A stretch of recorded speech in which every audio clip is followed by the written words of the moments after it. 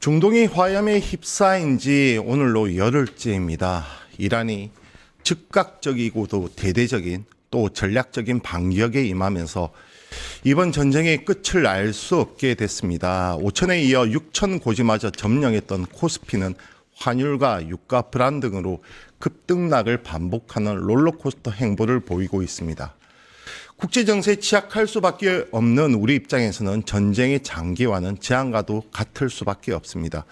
두 분 모시고 중동 상황 깊이 있게 분석해 보겠습니다. 국회 외통위 간사를 맡고 있는 김영배 민주당 의원 그리고 민정훈 국립외교연구원 교수 자리했습니다. 두 분 안녕하십니까? 안녕하십니까? 자, 오늘 새벽에 속보가 전해졌습니다. 이란의 새 최고 지도자가 선출이 되었죠. 어떻게 봐야 됩니까? 이란의 강경 노선을 입증하는 대외적인 그 신호로 봐야 되겠습니까? 그렇죠. 예, 말씀해 주신 것처럼 무스타파 하메네이 차남이죠. 예, 차남 지난달 폭사한 하메네이 지도자의 차남이 예상대로 공식 지명이 됐습니다. 네네. 그래서 그 얘기는 이란의 어떤 정책 기조가 지속적으로 반미, 반서방으로 갈 거라는 그런 것을 강하게 보여주고 있고요. 이와 더불어서 혁명수비대의 입김이 굉장히 강하게 작용했다. 그러니까 네네. 무스타파 같은 경우에는 혁명수비대의 지지를 한몸에 받고 있는 사람이고 이번에도 차기 지도자를 선출하는 데 있어서 혁명수비대가 강하게 밀었다 이런 얘기가 나오고 있기 때문에 그 부분에서 주목해서 봐야 된다. 왜냐하면 이번 미국과 이스라엘의 공격으로 이란 지도층이라고 할까요? 어떤 지배층에 좀 균열이 있지 않을까 좀 생각을 했었는데 여전히 혁명 수비다가 똘똘 뭉쳐있다 이런 걸 보여줄 수 있는 거기 때문에 이러한 부분이 전쟁에 어떻게 영향을 미칠 것인지 좀 지켜봐야 될 것 같습니다. 트럼프가 원했던 방향과는 정반대 방향 아니겠습니까? 좀 친미 또는 좀 더 개혁파가 집권하기를 바라는데 강경 노선, 특히 혁명수비대가 가장 지지하는 사람이 됐단 말이죠. 이것은 79년 이슬람 혁명하고도 좀 맞지가 않는 행보에 왕정을 무너뜨리면서 세습을 타파하겠다고 했는데 결국은 세습 때는 모양새가 연출되고 있습니다. 그렇습니다. 그래서 차기 지도부의 어떤 국내 정치적인 어떤 동요 이런 부분도 고민을 해야 될 건데요. 지금은 워낙 어떤 그 위기 상황이기 때문에 뭐 그런 부분이 표출될 가능성은 크지 않다고 보고 있습니다. 그러니까 대안이 없잖아요. 그러니까 하메네이 지도자가 어떤 폭사를 당하고 신정 체제의 대안으로 어떤 다른 정치적인 뭔가 좀 집단이 있다든지 리더가 있었으면 이러지 않았을 텐데 기껏해 뭐 팔레비 왕조 1979년 네. 이란 혁명으로 무너뜨린 팔레비 왕조의 부활 이런 얘기를 하고 있기 때문에 그런 걸 보면 현재 이란 국내적으로도 어떤 대안의 리더십이 없기 때문에 결국 혁명수비대 힘을 갖고 있는 혁명수비대가 주축이 돼가지고 이제 무스타파를 강경파를 선출했다고 보기 때문에 그러한 부분에서 국내적으로 약간의 정통성에 좀 논란이 있을지 모르겠지만 한동안 위기 상황을 어떤 토대로 해가지고 크게 리더십은 흔들지 않을 것 같다 생각하고 있습니다. 정부와 국회 차원에서도 기민하게 대응할 수밖에 없는데 특히 호르무즈 해협이 봉쇄되면서 우리가 아마 원유 한 70% 그리고 그 70%한 99%가 호르무즈 해협을 통해서 나오는 거죠. 맞습니다. 이렇게 되면 에너지 안보 차원에서 상당한 위협이 될 것 같은데 어떠한 대응 방안들이 지금 마련되고 있습니까?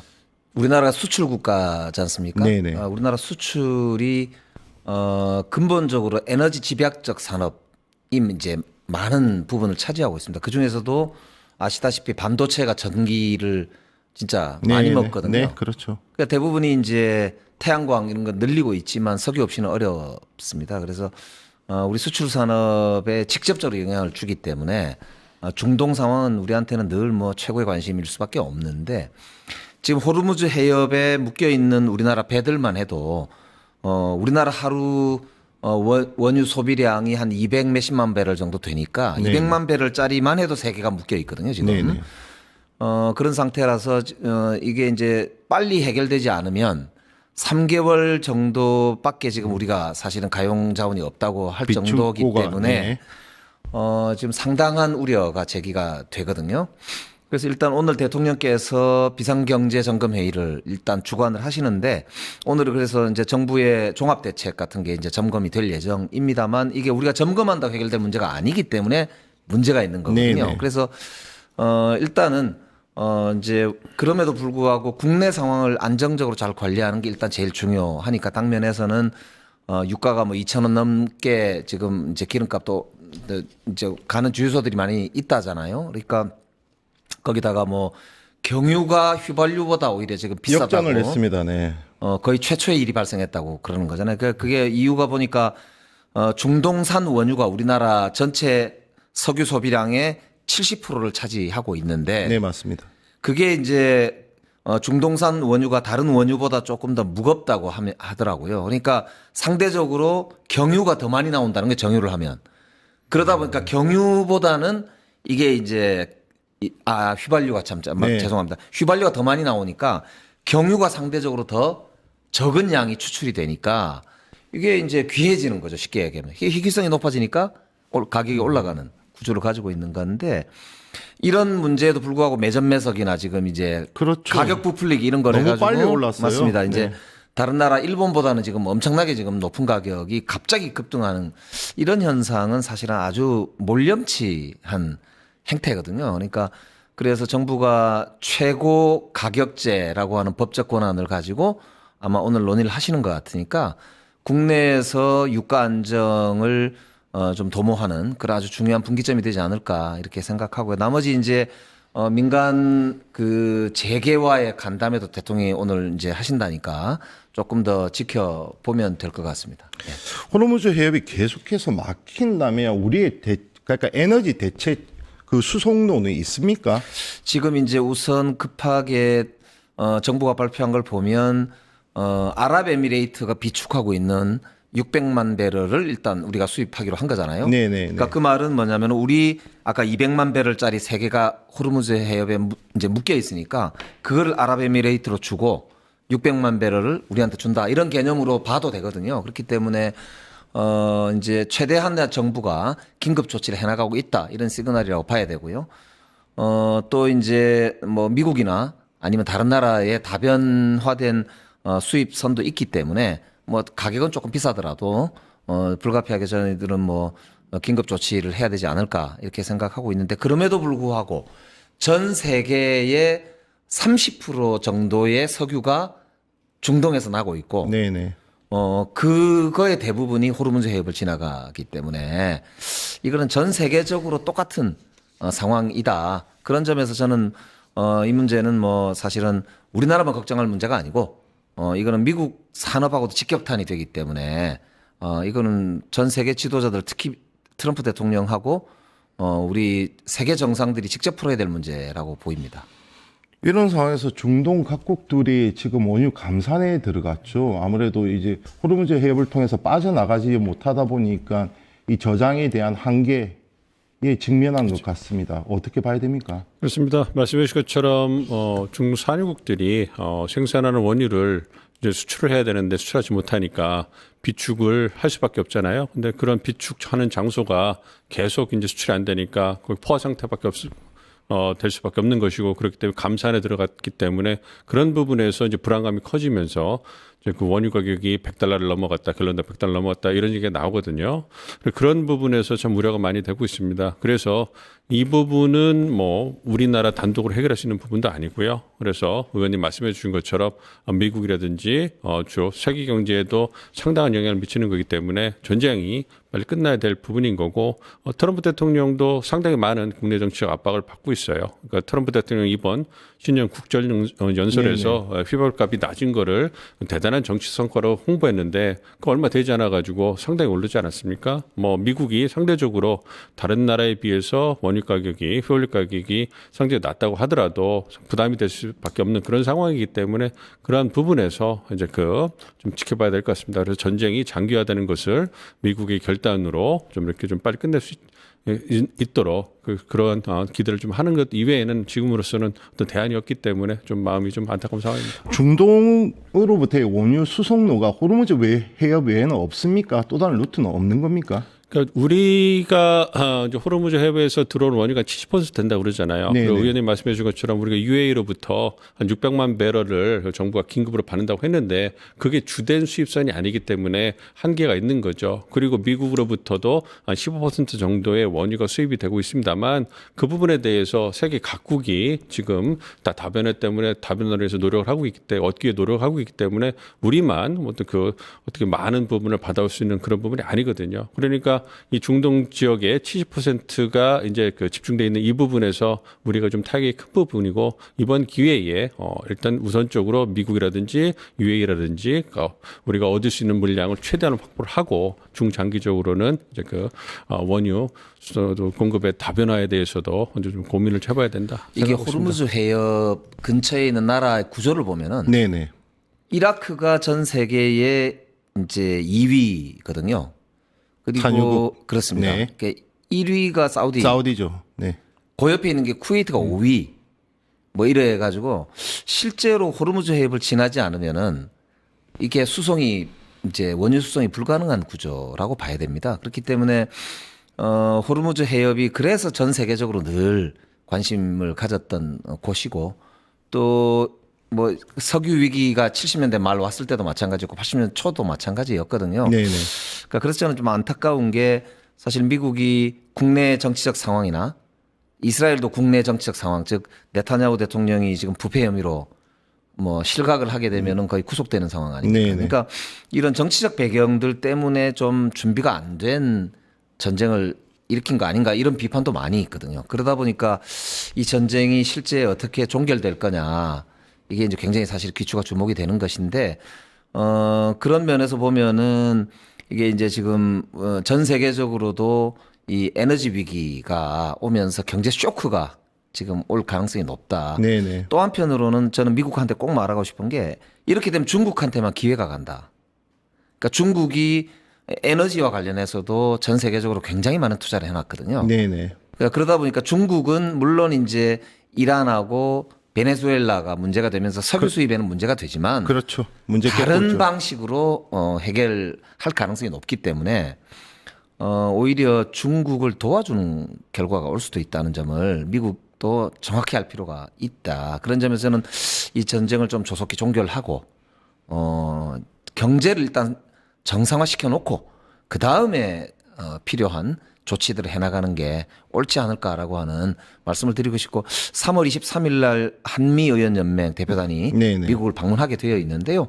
뭐 우리나라만의 문제가 아니지만 그래도 조속히 이런 문제가 해결되기를 좀 바라는 마음을 담아서 내용을 좀 저희들도 준비를 하고 있어요. 특히 제가 이제 외통위 간사로서 목요일 날 우리 재계 유수 기업들하고 간담회를 하고 나서 이제 브리핑을 해드렸잖아요. 네네. 거기서도 보면 대한민국의 수출 국가로서 뭐 예를 들면 현대자동차도 그렇고 그다음에 SK 반도체 삼성하고 그다음에 오일뱅크라든지 GS칼텍스처럼 정유 업계라든지 네네. 이런 업계들이 직격탄을 맞고 있기 때문에 이 불확실성을 제거하는 것이야말로 지금 정부와 정치권이 해야 될 핵심적 과제다 이렇게 이제 제기를 하셨는데 그런 점을 좀 전 세계적으로도 저희들이 잘 설명할 필요가 있다 이렇게 생각합니다. 자연스럽게 이제 주제는 결국 한 가지로 모이게 됩니다. 이 전쟁이 언제까지 갈 것이냐, 어떠한 방식으로 끝날 것이냐, 누구의 결단에 달려 있느냐.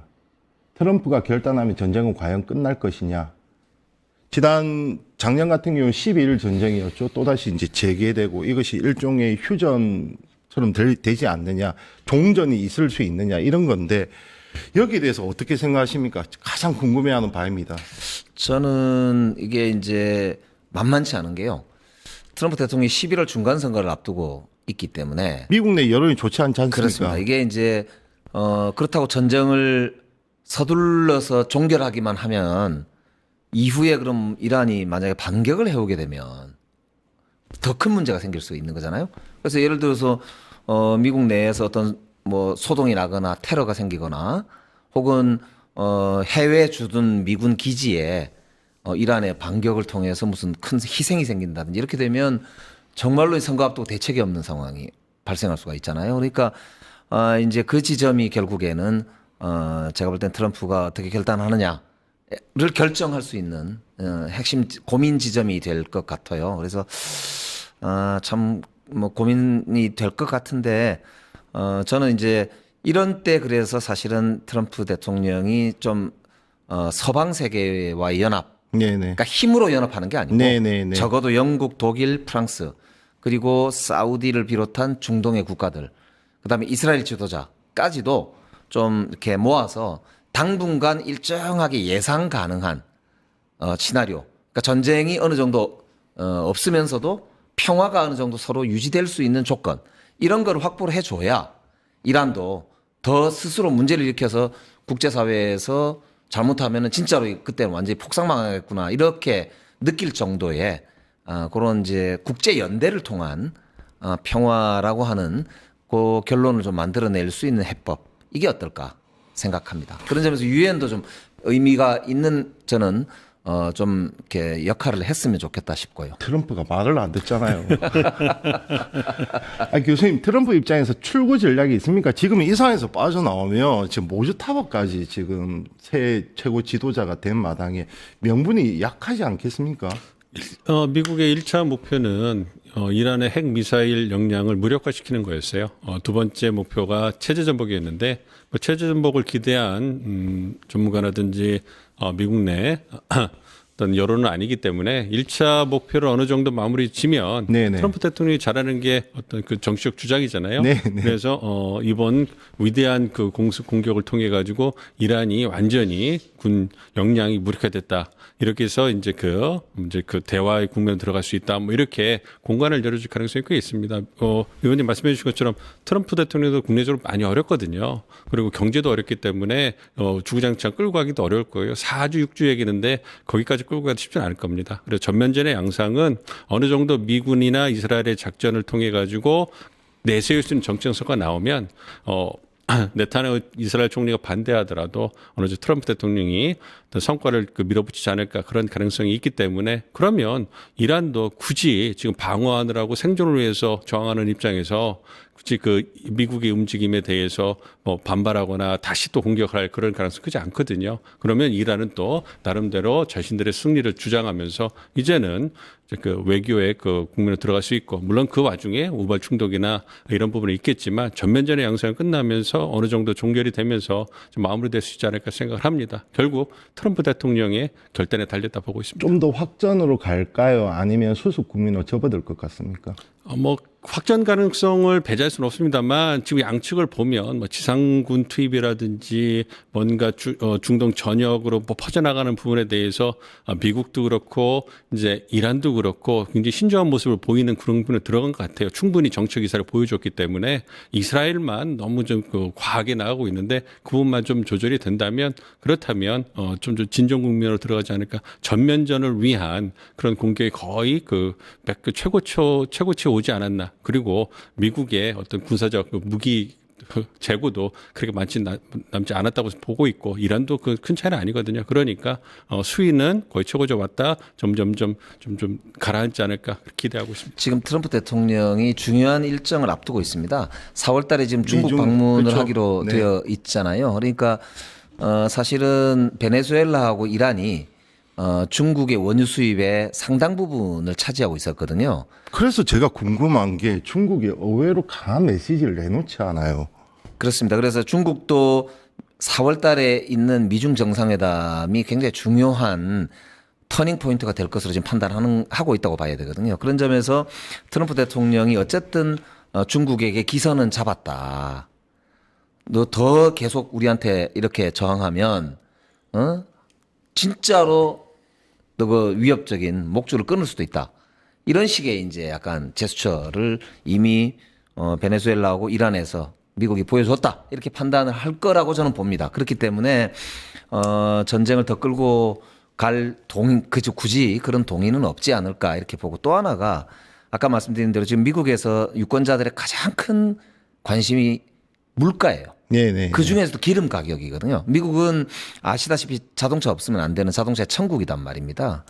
이 기름값이 이 바이든 정부 때 너무 높아가지고 결국 트럼프가 당선되는데 결정적인 요인이 일자리가 그렇게 많이 늘어났었는데도 유가가 너무 높아서 네, 결국에는 네. 바이든이 졌단 말이죠. 그러니까 트럼프가 그걸 잘 알기 때문에 저는 더 이상 그렇게 바보 같은 그런 이제 정책은 펴지 않지 않을까라고 이제 기대를 하는 건데요.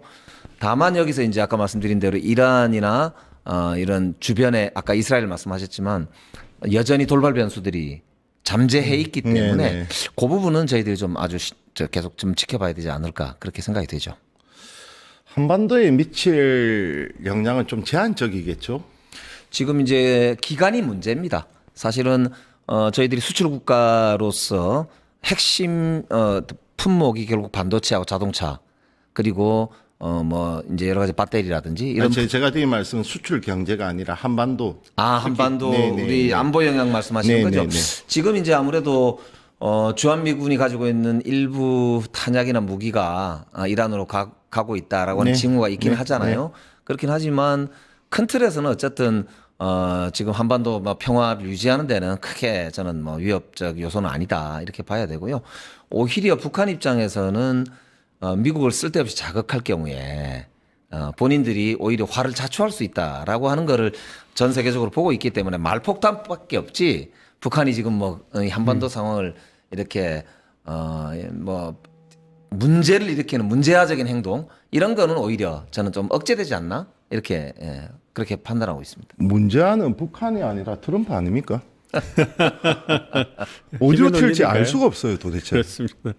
그래서 강대국 정치가 돌아오고 힘의 논리가 너무 부각되고 있어서 그런 부분에서 좀 아쉬움이 큽니다. 그래서 어쨌든 미국도 이번 전쟁을 통해 가지고 어쨌든 중동에서 빠져나오면서 우선순위를 뒀던 서방과 중국 견제에 집중할 그 토대를 만들려고 하거든요.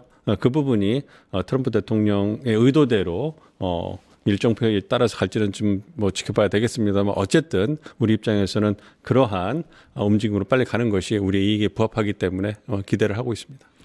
서울시장 선거 바쁘시겠지만 좀 잘 좀 면밀하게. 예, 서울이 글로벌 도시니까요. 지금 유가, 환율, 주식 이 서울 시민들의 생활의 핵심 아닙니까 지금. 그래서 제가 열심히 대응하고 있는 게 좋은 서울시장은 좋은 외교관, 좋은 외교 역량을 가진 사람이 돼야 된다. 또 이걸 보여드리기 위해서도 열심히 알겠습니다. 대응하고 있습니다. 감사합니다. 예. 지금까지 김영배 민주당 의원, 민정훈 국립외교원 교수였습니다. 두 분 감사합니다. 네, 예, 감사합니다. 고맙습니다. 네. 유튜브 구독하고 실시간 채팅과 댓글을 남기시면 매일매일 7천 TTCO를 드립니다. 참여 방법은 통통물 어플을 다운로드하고 회원가입과 로그인을 해주세요. 마이페이지에서 나의 회원 고유 번호를 복사해주세요. 유튜브 구독 후 실시간 채팅이나 댓글창에 고유 번호를 한 번만 입력하면 준비 끝! 지금 유튜브 채팅과 댓글 쓰기 참여하고 실천 TTCO 받아가세요.